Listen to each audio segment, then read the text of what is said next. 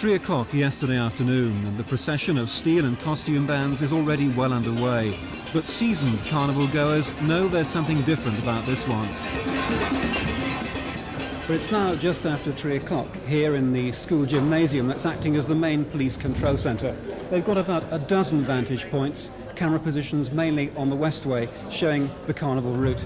And already it's clear that the crowds this bank holiday Monday are well down on last year's. 3 hours on, the latest police figures tell their own story. Just 17 crimes reported from the previous midnight, compared with 173 in the same period last year. By 9 o'clock, the crowds are beginning to disperse.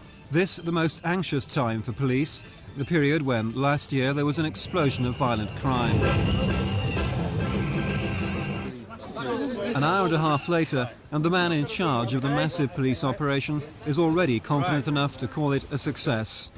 I think it vindicates a lot of the earlier decisions to try and change some of the fundamental aspects of Carnival, like a safer route, not using some of the roads, encouraging people to close down Carnival at an earlier, safer time. That's worked very, very well.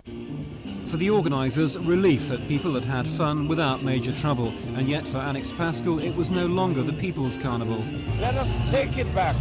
It is not ours at this time. Carnival is waiting. It is ours, we want it back. And that's how I feel. As the clean-up begins, thoughts turn to next year. This has been a safer carnival, now the pressure's on to make the next one better organised and financed too.